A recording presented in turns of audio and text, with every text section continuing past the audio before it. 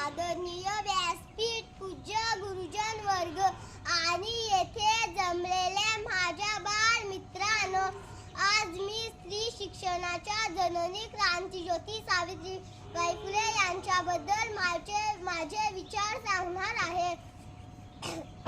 विद्येविना मती गेले, मती विना नीती गेले, नीती विना गती गेले, गती विना वित्त गेले. इतके अनर्थ एका अविद्येने केले असे ठामपणे सांगणारे महात्मा ज्योतिराव फुले आणि खांद्याला खांदा लावून साथ देणाऱ्या सावित्रीबाई फुले यांच्यामुळे आज मी तुमच्या समोर उभी राहून भाषण करू शकते.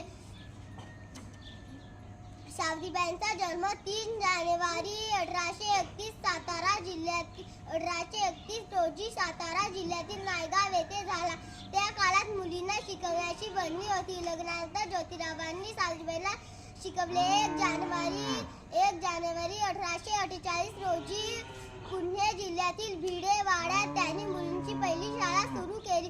जेव्हा सावित्रीबाई शाळेत शिकवायला जायच्या तेव्हा लोक तिच्यावर शेण दगड फेकायचे आणि तिला शिव्या द्यायच्या.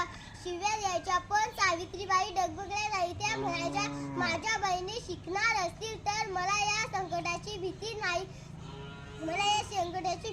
शेवटी मी एवढेच म्हणते, ज्ञानाची ज्योती जगवली जिने ती क्रांतिज्योती सावित्री